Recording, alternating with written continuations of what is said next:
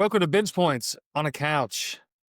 We're on the bench. We're on the bench. Well played. We are actually together and on the bench. Yes, Where we yes. belong. That's right. Incredible night. Unbelievable game. We're going to get to that in a minute. Actually, why not waste any time? Let's get right to it. Alabama versus Purdue. Incredible game tonight. Lived up to the hype. Everything we've been talking about. We've been looking forward to this for a while. Absolutely lived up to it. Absolutely. That absolutely fantastic game, start to finish. It was a 100% battle. Anytime that Alabama felt like they were going to go on a run and pull away, Purdue reined it back in. Same thing with Alabama. Purdue would go up 6, 7, 8 points. 2 possessions later, it was a 2-point game where it was tied. It was crazy. It was absolutely crazy. It was just a back and forth, absolute war. Approximately 0% defense was played for most of that game. Alabama took 44 threes, which is exactly what we thought would happen. The ability of the Alabama offense to create open threes is absolutely unreal, but just an absolute fantastic game start to finish. Stress factor through the roof. Very, very cool experience. Had to absolutely make you feel a lot better about being a Purdue fan after those first couple of games. Yeah. Seeing TKR come back and really not miss a stride and just immediately go right back to work like him and Braden Smith have never taken a second off was incredible. I came away very impressed with, one, Purdue's ability to control tempo. Bama sped them up a little bit, but that's just going to happen with a road game and a team that plays as fast as they do, but they slowed down Bama more than Bama sped them up. And I think that was a big difference in the game was Bama, I think the fast break points were under 10 for Bama. 13 fast break points. You know how many Purdue had? 20, it was like 12 or 15. Zero fast break points. Purdue had zero fast break points. Exactly what you're designing to do. Exactly. Put them in the half court. Those were off a few live ball scenarios or a long rebound. Yeah. Like Purdue absolutely handled the pace. That's what you get when you have a superstar point guard. You can control pace. And Bama didn't get them going. Violent stats aren't mind-boggling good. They had more assists than normal, like what felt like normal, but it really felt like the game plan from Purdue and Matt Painter and company was just so much better than what Nate Oates had. Like they countered everything perfectly, kept everything, like they shot 44 threes. 44. They shot 40, right, majority of those were open, not contested threes. And then they shot a good percentage. But I think that was part of the game plan was like, we're not going to let you get anything at the bucket. Because I bet their points in the paint were 15 or less. Points in the paint, I can tell you right now, it was 22 to 30 points in the paint. 6 of those points for Alabama came in the last minute and a half where they got to the bucket on back-to-back possessions and then pick the ball up at half court on that Fletcher Lawyer turnover. Yeah. So I'm impressed with Purdue. I think nothing dissuaded me of our opinion of Alabama. They're still Final Four good. That was 2 Final Four-ish teams going at it, played a fantastic game. Incredible. And Purdue had a good show, a good travel. Like that was. Yeah. Fan base showed up like crazy. We got a Whose House, Our House chant in Tuscaloosa, Alabama. We got big, quiet. The crowd got quiet for it when Purdue took an 8-point lead and we got a boiler up chant going. Very well traveled. We'll say this, and I'm not shaking ass for the SEC or Alabama here, but the hospitality of the fans of Alabama, like I anticipated us coming in wearing black and gold like I was, like our buddy Jeff was, like Jake was, that we would get harassed. We would, get told to go kick rocks with no shoes on. We got a lot of good luck on the seasons. We got a lot of like, hey, y'all, the real deal. You're all Americans, all Americans. Absolutely fantastic hospitality from a group of people that I've historically not cared for as a fan base because of the football team. This basketball team, it feels like it's like the program is kind of growing into itself under Nate Oates. It's like it's figuring out that they're actually good at this sport, and I think the fans are just trying to learn how to accept that they're a two-school.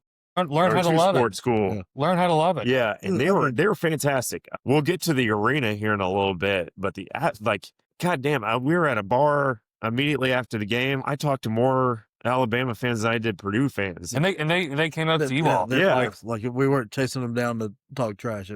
They were coming up and just wanted to talk. There was no trash to be talked. I mean, it was just like legit conversations. Like they were like, Yeah, we did. We ran our exact game plan. It just didn't work against y'all because y'all forced us into doing some stuff that we didn't want to do, and you guys did what you wanted. And that, and credit to Matt Painter. I think he had a great game plan. Jake mentioned it earlier, but at the end of the day, Braden Smith and TKR All American tonight, 100%. We got the stat line. It was 29, 5, and 4. And 15, 5, and 5. What's impressive with you start looking at, if you break it down, Braden Smith in the second half put up 21 and 10 of 10 from the free throw line. He missed his first 2 free throws and he missed them bad. It made me a little bit nervous. Then after that, it just never a thought to it. TCR looked like he hadn't sat out anything. Yeah. And Clough was impressive. He made some, like, he's not going to light up your scoreboard, but he made some impressive plays. Jacobson, I mean, he had loud points. He had Cohen Carr loud points. Yeah. Oh, yeah. It's just fair. You've got to have somebody that has those loud points that are fun and make a team interesting to watch. Like, but the thing is, like, his oops were coming off, like, Braden would either split the double or pass it through the double to TKR, and then TKR was lobbing up to him. Like, when you're playing a 2-man game with a guy that's 7'3" or whatever, however tall he is, and a 6'8", like, there's not too many teams that have the size to get in that way. Right. And TKR, his decision making was fantastic. So the Kentucky game, if we want to write that, his decision making as a 2 tonight was an 8. He was passing right out of the doubles to the right move to the right player without thinking about it. There was no hesitation to let, and then getting swarmed by the double just got rough. Like, it was, and really the oop to win it. Yeah, really, there was kind of the dagger. Yeah, it was a brilliant move. That was not the most conventional way to do it, but God, it looked great, and it was. I mean, right on the money. But I also feel like Nate Oates, in the first half, was a lot more confident in what his team was delivering. Well, they were making their threes in the first. Yeah, they were high. 50% clip. They were not making. They got the Domino's deal in the first half of that game. 10 3-pointers at an Alabama basketball game. You're getting 50% off of Domino's pizza. Have your opinion on Domino's or whatever, whether 59% is enough to justify eating their pizza. They had that covered in the first half. I mean, I think the first 10 minutes of the game, they had made 9 of them, and it was like 9 of 12 or something crazy. It just felt like every time they threw it up from 3, with 60% of them were wide open horse shots, so you can't really get mad at the percentage. Because they were shooting like they were in practice. It was everything was falling. I'm gonna reread this stat line because I think I messed it up. TR was 19, 15, and 5, and Braden Smith was 29, 7, and 4. And the 7 was rebounds. Just a heads up. Yeah. He tanked his Bobby Hurley hunting tonight. Most of his the assists are not indicative of how in control of the offense he was. Hockey assists. There were so many hockey assists where he made the pass that allowed the next pass to happen. He did a great job of handling the pressure because Nate Oates and Bama were trying everything they could. They doubled him. They sent traps at him. They were on him at night. Bodied him. They got physical. Physical. They denied him the ball, tried not to let him have the ball. Like, it was everything, and he kept making play after play. He still dictated that game. Made a couple of mistakes that were uncharacteristic around the basket. But when he was dealing with so much that it's not that big. Yeah, when you deal with as much as he had to deal with, 100%. Okay, couple things that I want to mention before we get into like the overall team stats is you mentioned Oscar Clough, 9 and 11. The 9 was very workmanlike. That 11 was critical. Yes, because we'll get the team stats here in a little bit. Omer Meyer showed up, absolutely fantastic. Had 7 points, but it was a very loud 7 points. Same thing with Daniel Jacobs, 9 points, 5 rebounds. Basically, Zach Edey's numbers were completely replaced from the team a few years ago, and there was a kind of discussion about rebounds and how we were going to fill that hole, and it was a team effort there. The one thing I want to note, and this is an 87-80 win for Purdue in a top 10 matchup.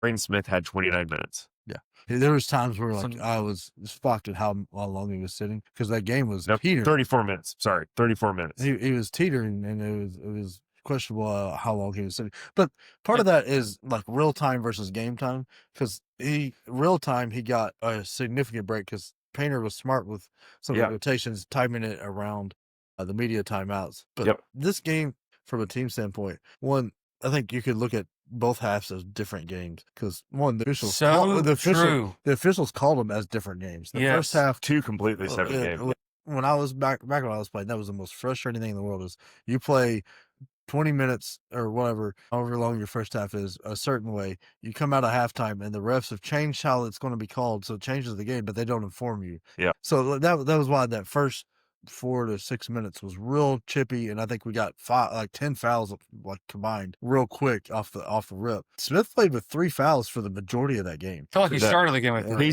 He 2 fouls in the first half. For stupid fouls. And then immediate foul at the start of the second half, and Painter left him in. Yeah, never once thought about taking him up. It's impressive to finish in a way, and especially the way Alabama was pressuring and the way he was having to play on defense. This game had almost 170 points.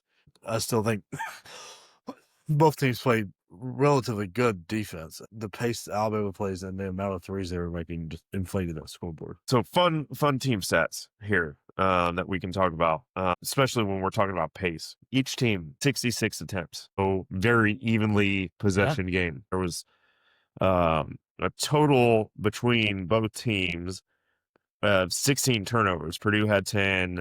Alabama had 6. Advantage Alabama. The Purdue turnovers felt loud because it was in Tuscaloosa, and every time it happened, it was when Alabama was down 6 points, 4 points, 3 points, and they needed something to like bring them back to life, and it would just get loud. The largest lead for Purdue, 8 points. Largest lead for Alabama, 4 points. But here's the stat, and this is what we're going to talk about. Purdue, 52 rebounds, Alabama 28. On offense and on defense, Purdue out-rebounded by 12 in each category. You want to know how you get a 7-point win over a top 10 team? You out-rebound them by 24. So you've got to create. And this is exactly what we talked about with Alabama and St. John's. Like it felt like at times St. John's could not get into defensive possession. Every time Alabama had it, Purdue ended it. Here's the missed shot. Okay, 2 hands on this ball. 2 hands. Well, there was no tipping around, trying to tip it back out and all that. They dominated inside, and with really kind of undersized from a height standpoint. Yeah. Alabama was a much taller team, but Smith had his rebounds. Warrior had a couple of big rebounds. Cox made some big plays, and then you, of course, got what you got out of Cough and Cuff, what you expect. TKR, and so you expect what they were doing ish. They exceeded, but especially with the amount of threes that were going on, there was not as like Pimpo's threes. I can't get over this. Every time they put it up, it looks good. Yep. Every time. That team is loaded with shooters. There were not a ton of long rebounds from going short or off the rim. All those things, all those missed threes they had were hanging around the rim, and like Purdue was just cleaning them up. Which shows the kind of work the TKR put in to get those rebounds that he had. They were hard fought. 52 to 28 just sounds like a number sometimes. It's obviously a 24 rebound difference, but here's where it matters. Alabama, 7 offensive rebounds. Purdue, 19. Alabama, 21 defensive rebounds. Purdue, 33. Those are the kind of advantages that'll win you a Final Four game. Those are the kind of advantages that will advance you in the tournament. This is the kind of Purdue team that everybody in the country expected all off season and like leading up into the exhibitions and all that fun stuff that we just hadn't seen yet. And you put 2 All-Americans together on the same team, you get All-American results, and we saw that tonight. Oh, for sure. It was an absolutely fantastic game to be at, too.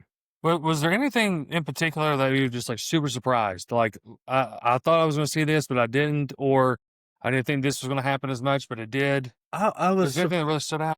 Surprised at how easily it felt that Alabama settled for threes. I mean, they were open threes, but almost like a little lazy. There was a reluctance. It was a reluctance to do anything different. Yeah. Especially as the game was started to get away a little bit, that like it felt like they needed to get to the hole a little bit to like kind of to speed that game up a little bit. But they wanted to shoot that 3 ball so much, and I don't know if it was necessarily a game plan that Pater had to like kind of give them where they couldn't turn those down and just kind of counter what Oates was doing. But that kind of surprised me at how little they got to the rim, especially after watching that St. John's team game where Philon and Holloway, all they did was get downhill to the bucket and make those tough layups. I mean, that happened a couple times early, and then they went away from it, and it just shocked me. There was a lot of shot alteration in the paint by Purdue, regardless of who it was. I know Benter had a quiet night, but I felt like defensively, like as lost as he seemed on the floor against a top 10 team, I felt defensively he had some big moments. I thought Braden Smith and CJ Cox, Jakari Harris all had good defensive moments, but like where I saw the biggest leap was TKR being on the floor obviously helps a ton, but Clough and Jacobson really, really stepped up, and like anything that went inside of 15 feet, they were altering almost everything. I don't know that Purdue had any block. They had 0 blocks. 0 blocks. That tells you how, especially when you've got a 7'3" guy out there, like how little Bama tried to get close to back it. 0 blocks. You said they shot 66 shots. Each team had 66 So attempts. 44 from 3 for Bama. So they shot 22 total shots inside the arc. A good chunk of those were fast break dunks. Yeah. So that probably means there was 12 shots that were inside the arc that weren't a fast break thing. Yeah. That's unacceptable if you're Bama. You've got to get closer to the ball. Yeah. Yeah, and final point on this whole thing. Absolutely fantastic game. I'm a Boiler fan. I'm gonna be a homer here. Really, really happy that we had an opportunity to kind of like silence the doubt a little bit. Doubt that I was feeling. A lot of Purdue. I was saying even some of your own. Yeah, like my buddy Jeff, he was with us. He's upstairs asleep right now. Same boat. Like just a really, really good showing. Fantastic matchup between top 10 teams. Very much glad we went. We'll get into the rain out here in a little bit, but definitely glad that bench points got to experience this. So other than the Alabama-Purdue game, which we're obviously still just kind of flying high about, but the big win for Louisville over Kentucky. We talked about a little bit over our last episode, but as it kind of finished out, we called it. Let's just say what it is. It was nice. That felt nice. It also felt a little bittersweet with Louisville breaking that lead up to 20 and then twice and then letting Kentucky get it back down to 4. That worried me a little bit because one, as a Duke fan, I was at the Zion Williamson game at Louisville where Louisville built a 22-point lead up and Duke came back and won at the Yum Center, which was just incredible to be at. So it brought back flashbacks of that, and I kept saying, "Oh crap, Kentucky's going to win this game, and Louisville's going to be the better team all night." That luckily Louisville had hung on, did enough to win, but the missed free throws at the end of the game that terrified me. I think they missed 8 in a row. 10 free throws on the night they missed, and most of them came in that last 5 minutes. It was like you had chance after chance to absolutely put that game away, and if Kentucky could have got their heads out of their butt for more than 5 minutes and figured out some decent offense at the end of it, they very easily could have won that game because Louisville was not putting them away. My notes on this game, the stat lines were very, very similar, 47% to 44%. 1 shot extra for Louisville, not that it mattered, with a 8-point win that really wasn't that close. Both shot about 35% from the 3-point line. Free throws, obviously a struggle at the end of the game. Rebounds, very, very close. Assists within 5 or 6, really. It was negligible. The steals from Louisville really, really made the difference because it added 6 turnovers to Kentucky, which Louisville won that battle. Everything else, though, all things being considered, was extremely really close on the stat line, but it's very, very deceiving because Louisville won this game by 8. They dominated for 30 minutes of this game. Where they struggled was closing out the first half and closing out the game. That's terrifying. If I had a criticism of the Louisville basketball team right now, would be like, if you guys cannot close those last few minutes of the half and the game, that's going to come back and bite you. That's not going to work against your top ACC teams. I know the ACC is weak, but I'm worried that you do that with an NC State. If you do that with we say the ACC is weak. We had an overtime game with Wake Forest that night. That's true. We had Florida State within 2 of Florida. So depending on your view of Michigan and Florida, like, on paper weaker, but it might not be weak at all. The death of the ACC might be overblown. Yeah. So, but I don't think, like, if you're nursing an 8-point lead on Duke and you have a collapse in the last 5 minutes, guess what? You're losing by 10 to Duke. If you're nursing a 10-point lead against UNC in the last 5 minutes of the game, But guess what? UNC's probably got enough to get back in that game and possibly beat you. NC State, I wouldn't chance it. Wake Forest, we just saw the athleticism of Miles Colvin and company really take Michigan to the limit. Probably should have won that game. But yeah,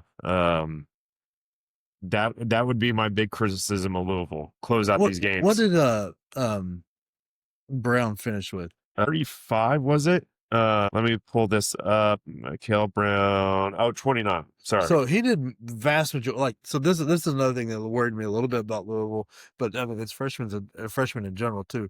He had 20 in the first half and was hitting everything. He could not figure out how to I mean the game plan changed a little bit. They were concentrating more on him, but he's got to be able to adjust to figure out how to score, especially if that three's not going in, because 9 points in the second half is not, if you're going to be the guy for Louisville, a 9-point half is not acceptable in that kind of game. Like if they were kept the 20-point lead, then that's fine. But like when push came to shove, he had to show up.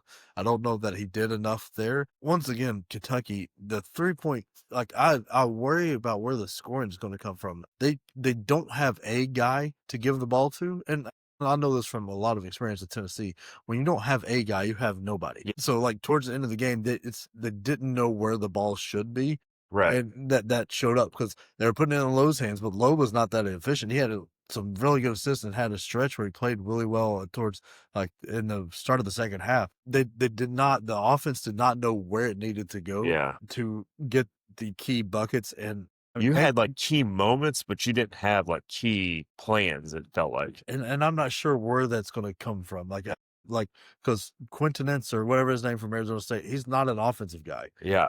He's a defensive hound. Yeah. And so you're not going to concentrate on him. Jasper looks lost as a freshman. I'm not sure where their key offense is coming when those close games are coming down. Like Jaden Lowe he played well for spurts. He's third team All ACC last year, but I don't know that he's a scorer. And so I'm not 100% sure. Jasper looks lost at times. Tegua looks off. He looks confused and not sure what his role is. I mean, it's almost like a team took an exhibition way too seriously, and the fan base took an exhibition way too seriously, and thought, "Yeah, this is number 9 year," and they still haven't figured out because they thought an exhibition was real and treated it like it was real. And guess what? It wasn't real. No, because you got some figuring out to do. I mean, Owe is turning the ball over at an unreal clip, and Kentucky cannot keep up with in big games, and that's got to change if Kentucky's going to reach anywhere near what they think they can. Yep, absolutely. So I think that game lived up to what we thought it was going to be. Oh my god, yeah. Still a lot of back and forth. Kentucky definitely has grit, that's for sure. They're not going to go away easy, but you can't let them either, and I think Louisville did. So for the next game, they're for big time this week, and I feel like they've been constantly being brought up throughout our day and evening, is Texas Tech and Illinois. Huge win for Illinois, defending their home court. Just a really, really, really impressive performance. Battle. Props to Texas Tech. It looked like Illinois was about to bury them at the end of the first half. It looked like that was done. And then Texas Tech wakes up in the second half. I think they made their first 11 shot. Yeah. And Toppin was just taking over that game. Ran out of a little bit of gas. Like some of the other guys have got to step up around Toppin for Texas Tech to be successful. Illinois is not getting enough national love. That team is terrifying. I am scared to death of this Tennessee schedule now, like that we're about to hit, because we're gonna hit Rutgers at the Players, and then you got Houston plus one more, and then you've got Louisville and Illinois on this schedule. Like this run is a gauntlet that is. Y'all make it out of that, you're the number 1 team in the country. Oh yeah. I don't know if you're gonna make it out of that. After watching what I was saying, I am whoa. And this is what I was telling you when we did the SEC preview. I'm terrified of this stretch. There's a good chance to come out with a losing record in this stretch. Tennessee's offense has not been thoroughly impressive yet, but that's beside the point. Illinois, Stojakovic showed up, and he's coming off the bench.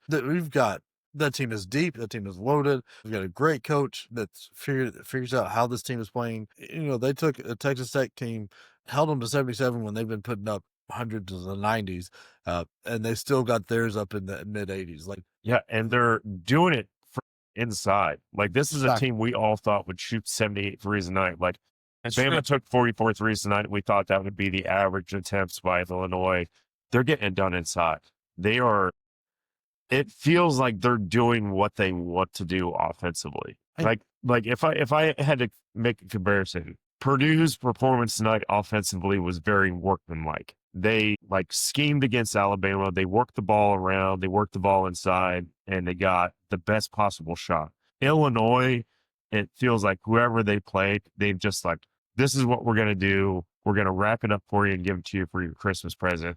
And they're going to bust you in the face with it. The old Larry Bird like stories. Like, I'm going to But take it to that corner. Dribble right, spin, and put it off the glass. And then they go there. And do that's exactly what they do. And it's efficient. And it looks legit. I mean, Boswell looks like a new player. He is. Yes. I know he was hurt last year and didn't play the full year, but he is very impressive right now. And he's running that team and he's scoring like crazy. The shots going in. And part of that is because like there's so much pressure taken off him from a scoring standpoint because that team is loaded offensively everywhere you look. It's just the defense has shocked me. Holding Texas Tech to 77 points. And I think the other two teams they played scored maybe 50 at least.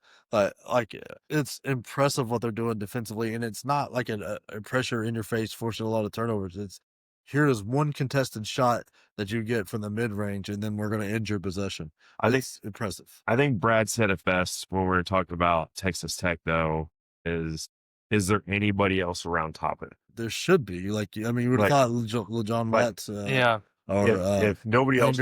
Yeah, Toppin can't do it all. And 35 and 11's a fantastic stat line, and it doesn't help when nobody else bails you out. I'm excited for that Texas Tech Purdue matchup. Potential. It's got to happen. Or will it happen? Yeah, that'd be a fun TKR. Let's talk about some preseason All-Americans. Smith, TKR, Toppin, all of them. Like, got it right now. If you had to choose, like, who am I going to make my favorite for National Player of the Year? Every candidate so far has been like, yeah, this is the reason why we're on this list. We saw it 100% from Brake Smith. And in the first half, we saw it 100% from TKR. And then in this Illinois-Texas Tech game, like we talked about Toppin as a player of the year candidate, and he was every bit of that and more. Oh, for sure. It was easy. That start of the second half was just one of the more impressive fights I've ever seen. First half, he was a little shaky. I think he had 3 travel violations in the first half, which was shocking. He got his feet under him and just Well, there's definitely a lot to look forward to, and we've already seen some great basketball, and honestly, some great basketball still to come.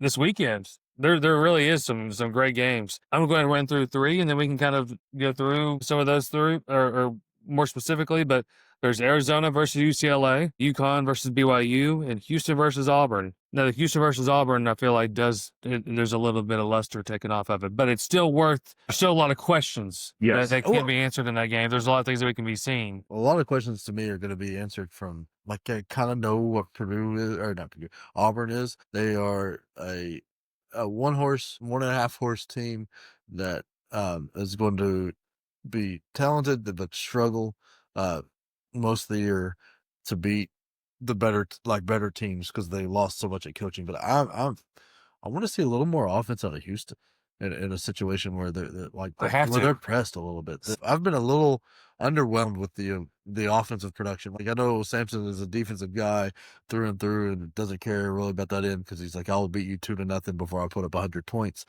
I'm not seeing the 72-point game that they're going to be able to win when it's like when the team has a hot streak on them.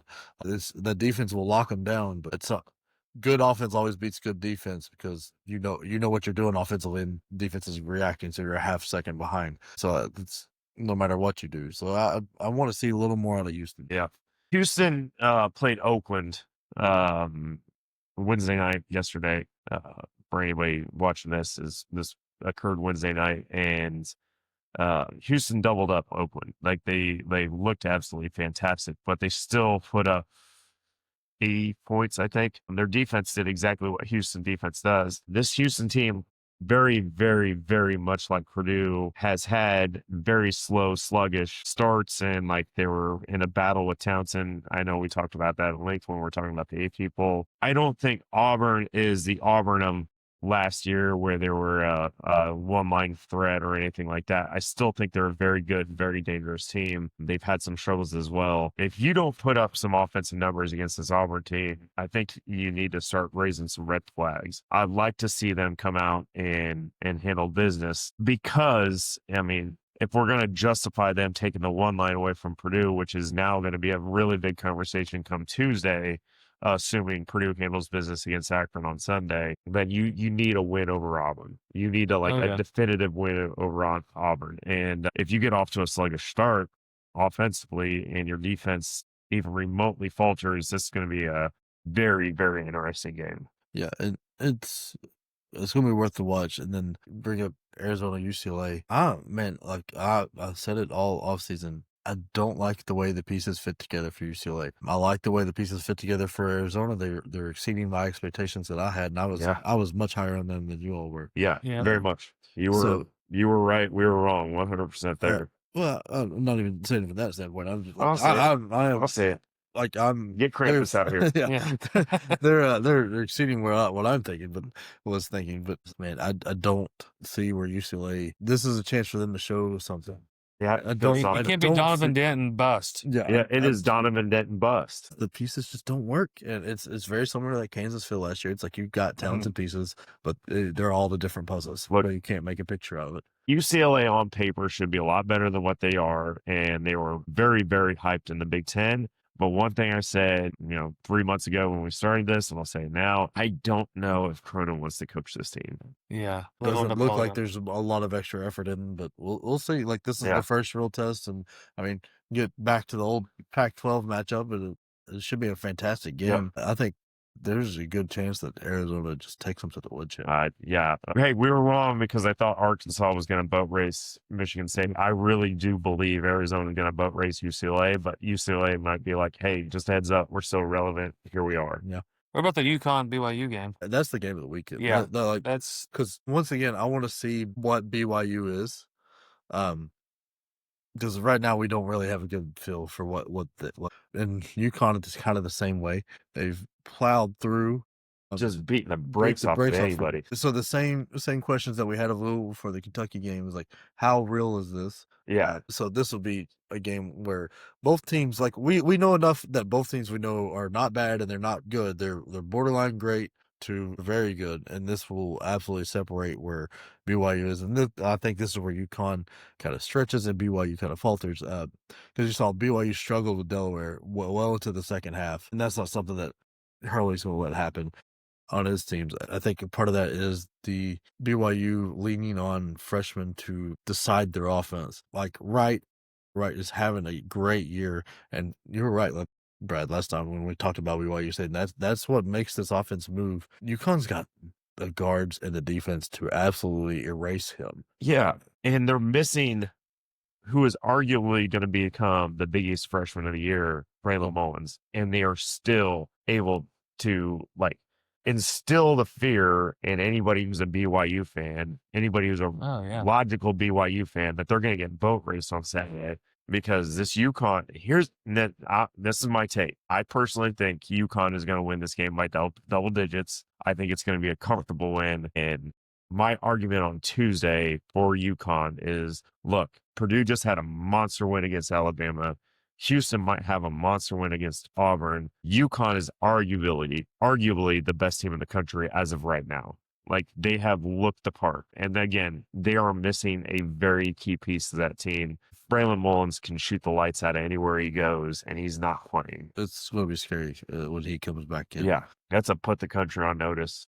And I think they're a terrible matchup for BYU. Every position they've got a guy that does something similar that's been doing it for a few more years than what BYU has. So it's that a little bit of extra experience. Caravan coming back is massive, and that guy, I don't know that BYU has anybody that's going to be able to check him. Yeah, at the level you need to.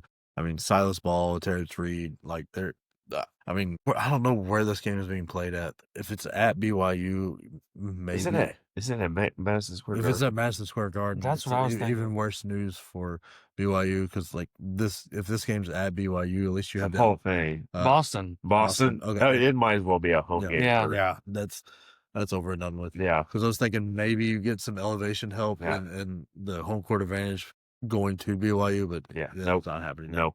Yeah, at the Garden, TD TD Garden. Garden. Yep. Yeah. Not great for BYU and their top 10 ranking. Yeah, Right. I think if UConn wins this game by 15 to 20 points, I think you have a legit argument on Tuesday afternoon to make UConn the number 1 team in the country. I mean, as long as we're talking about A people, this is why I was talking about you don't punish teams for losing to teams. That's right. Like, because right now, if you follow the logic, St. John's got beat by Alabama in half a home game by what like 8 points or whatever. Something like that. Yeah. So now do you drop them out of the 25 because Purdue goes to Bama, beats them by 8? Right. So like, are we saying that St. John's is no longer a top 25 team because Yeah. we made the logic we used there? Exactly. So asinine, but that's true. That's what the logic shows us at this point. It's like, and then Purdue losing the number 1 seed number 1 line, even though they had more. Like, who were the idiots in the poll that dropped Purdue so low that they got more first place votes than anybody, but somehow ended up as the number 2 team? This should be rectified.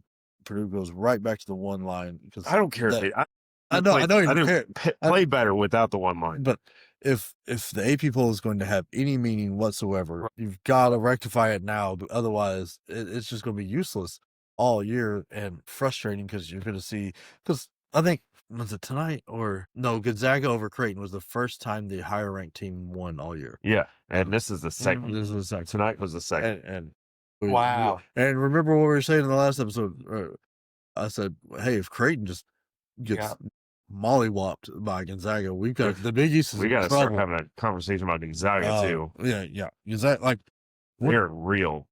Those are adult men playing in a kids league. I still want the guards to show up more for Gonzaga. Yeah. But that 1-2 punch they got with Huff and Ike. But we gotta have a conversation about the Big East. It might be a 2-bid league. Yeah. I mean, Marquette got worked. Yeah. Creighton just got smacked, and Creighton needed a miracle run to come back to beat whoever that little school they were playing in the first game. I think we talked about that. Like whoever wins the Big East is probably going to get a 1 line because it's St. John's or UConn, and they're going to beat the shit out of everybody else except each other. Big East, like we might have killed the ACC too early and left the Big East on life support and should have flipped that. Right, exactly. This is scary. Well, you know what else is scary is when you have a wonderful dance team that goes out and tries to do their thing. Oh my God.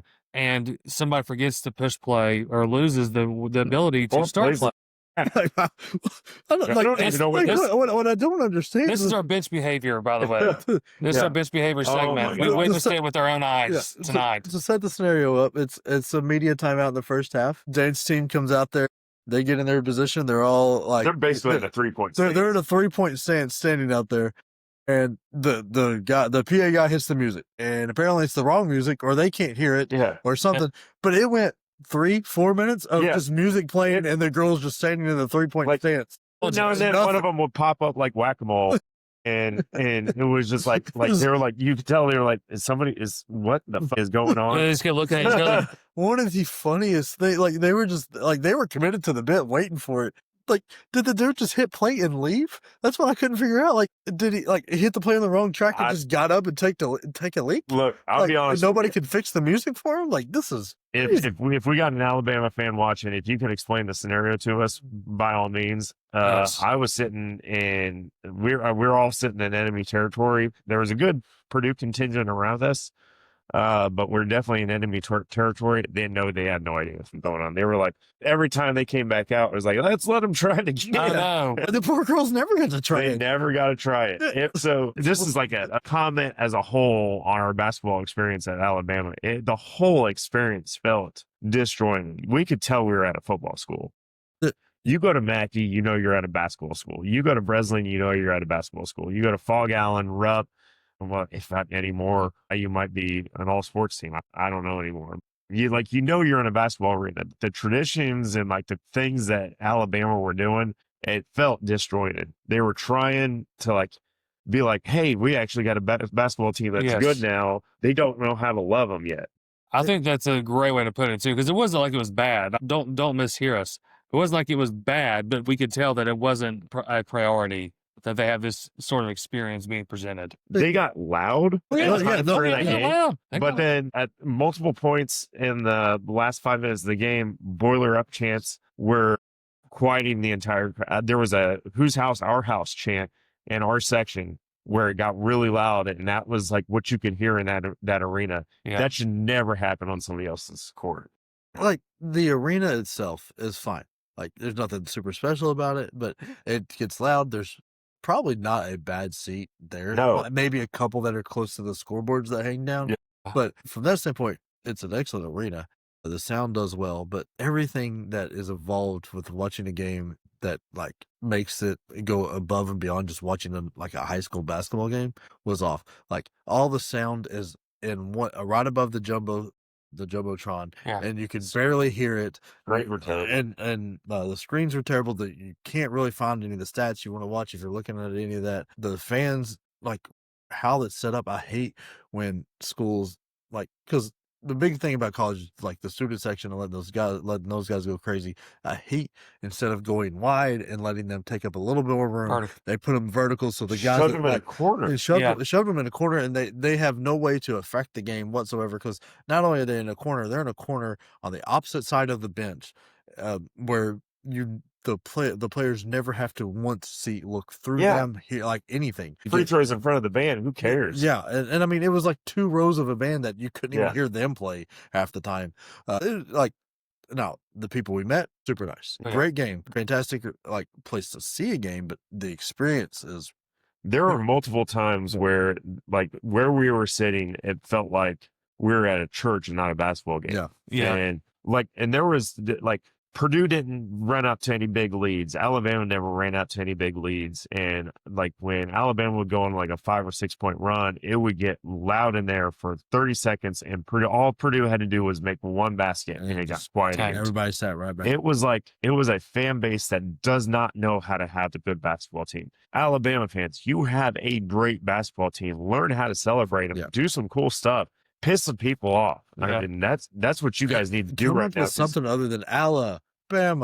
Or the light thing where it's like, it Stupid was like, thing I've ever seen. dude, I tell you what, create an app, program people's phones like Purdue does. Yeah. Well, that's what you do with your third grader. Right. Yeah. You're like, you go, all right, but Simon says put your hands up. Simon says like that was what they did. It's like they've been conditioned to be like, football is all that matters right now. You guys have a top 10, potentially top 5 basketball team. It's gonna be top 10, top 15 For a year in, while. year. Nados is the real deal. Oh yeah. You learn to love your basketball team. It is a fantastic basketball team. You guys are going to see more Final Fours than you care to ever imagine. Probably more than Purdue fans will ever see, because God knows we only get to them every 40 years. I mean, like, Nados has only been at this for a few years. He's got back-to-back Elite Eights. Yeah. And he's been to a Final Four. He's been to 3 Sweet 16s. Like, y'all got a really good situation here. Learn to love them. Learn Please. to love them. Please. They're fantastic. Like that was the only thing that left like a bad taste in my mouth, was like it felt like the fans were not. I mean, I know and this could be a one-off because it's homecoming weekend coming up, so like a lot of your students in your degree life are like fully Yep. concentrated on that, which I get it. Been there, done that. Like homecoming takes over like 3 weeks of your life doing all that, but. So like that was what's funny is they got the music right for the sorority that came out Right. there, I did. but they couldn't But get it they right sure for the didn't dance do scene. it for the dance team. Somebody punked those girls. That has to be a joke. That has to be. That was so bad. Yeah, it was so like funny. it was like secondhand embarrassment. But they played it off great. They were diligent. I give them credit for that. That was They held that respect. stance a lot longer than I could have. Oh yeah. When they started popping their heads up, it just looked like whack-a-mole. Like I felt so bad. Yeah. I felt so bad for those poor young ladies. Yeah, that was rough. So Well, it's about that time, guys. I think it is for your favorite human victory cigars to go and do their job. Catch y'all next blowout. peace.